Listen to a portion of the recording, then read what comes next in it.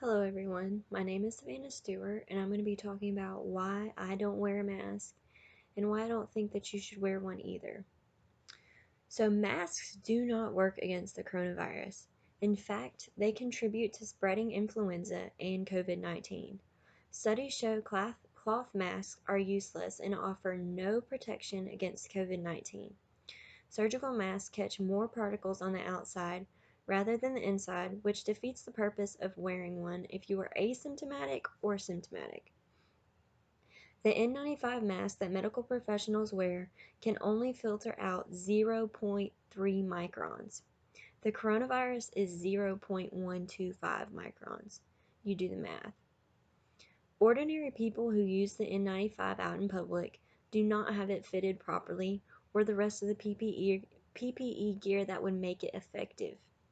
When the COVID-19 outbreak began in February, political leaders recommended not wearing a mask. In March, Dr. Anthony Fauci said, "There's no reason to be walking around with a mask.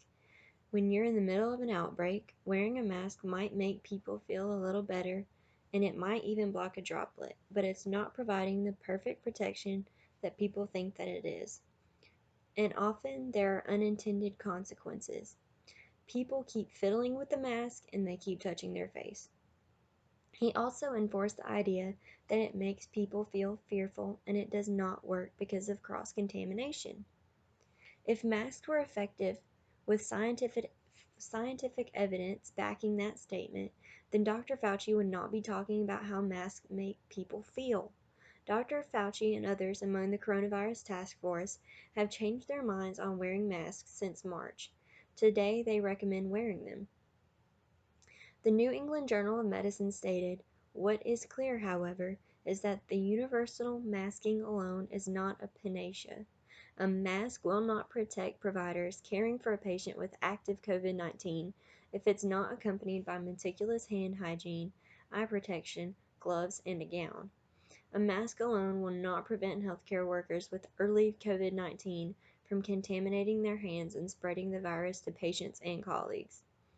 Focusing on universal masking alone, paradoxically, lead to more transmission of COVID-19 if it diverts attention from implementing more fundamental infection control measures." I do not believe there are any pros to wearing a mask when it comes to COVID-19 or my personal health. I do not agree with wearing a mask daily because there is no scientific evidence that a mask hinders transmission of the virus other than recommendations. Most people also do not understand cross-contamination. People in stores who wear masks are constantly picking up an item and then touching the mask to adjust it or pull it down, therefore defeating the entire purpose and rendering the practice useless. It is better to not wear a mask than potentially exposing yourself to cross-contamination and contracting the virus that way. Studies have been done disproving the effectiveness of masks against influenza and COVID-19. A study from the University of Edinburgh did a study of airflow around masks and concluded that, considering those positioned next to or behind a mask wearer, there have been further transmission of virus-laden fluid particles from masked individuals than from unmasked individuals, by means of several leakage jets, including intense backwards and downward jets that may present major hazards, and a potentially dangerous leakage jet of up to several meters.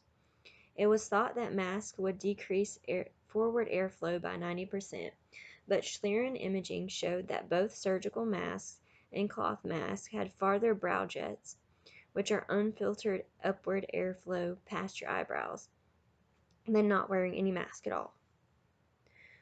In a study of comparison of filtration efficiency and pressure drop in anti-yellow sand masks, quarantine masks, medical masks, general masks, and handkerchiefs done by the Taiwan Association for Aerosol Research, found that 44 mask brands found mean of 35.6% penetration. Most medical masks had over 20% penetration, while general masks and handkerchiefs had no protection function in terms of the aerosol filtration efficiency. The study found that medical masks, general masks, and handkerchiefs were found to provide little protection against respiratory aerosols. To support my theory of masks being used as a symbol of virtue, I will refer to the New England Journal of Medicine on their piece on masks. They said, "We know that wearing a mask outside healthcare facilities offers little, if any, protection from infection. Public health authorities define a significant exposure to COVID-19 as face-to-face contact within 6 feet with a patient with symptomatic COVID-19 that is sustained for at least a few minutes, and some say more than 10 minutes or even 20 minutes. The chance of catching COVID-19 from a passing interaction in a public space is therefore minimal. In many cases, the desire for widespread masking is a reflexive reaction to anxiety over the pandemic. They basically stated that people wear them because it makes them feel better. Facts trump feelings. Fauci was right when he said they are a symbol of doing the right thing. It makes it easy to point out those who are not compliant. Masks also make you sicker. Researchers are concerned about possible burden of face masks during physical activity on pulmonary, circulatory, and immune systems, due to oxygen reduction and air trapping reducing substantial carbon dioxide exchange. As a result of hypercapnia, there may be cardiac overload, renal overload, and a shift to metabolic acidosis.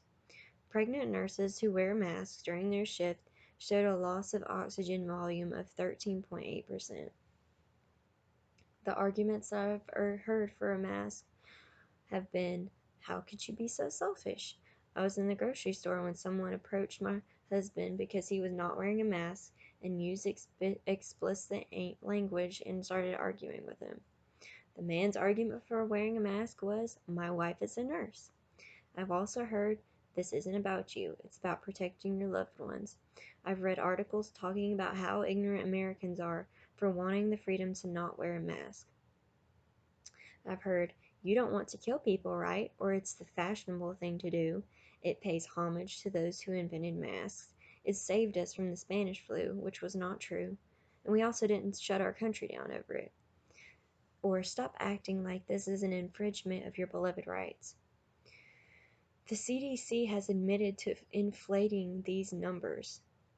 And they talk about, what about the second wave? But how can you trust that when the CDC has already admitted that the numbers were not right?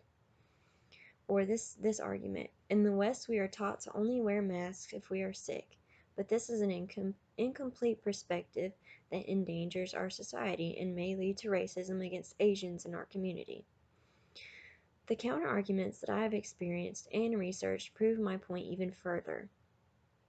What does racism have to do with wearing a mask, you might ask? Absolutely nothing. The author uses condescending language when referring to Americans as ignorant Westerners and props up the communist China regime. The virus came from China. That is a fact, not a racist statement. If the WHO would have warned the world instead of being a mouthpiece for the Chinese, we would not have to have this debate. Wearing a mask, despite popular belief, does not protect you any further than not wearing a mask. Just because it has been screamed loud and long enough does not make it true. Being informed is not being selfish. If more people knew that masks can make you more susceptible to the virus and make you sicker, I do not think people would sacrifice their own well-being because it makes someone else feel secure if wearing a mask. I have presented actual evidence why masks do not work rather than appealing to your feelings like the counter-arguments I presented.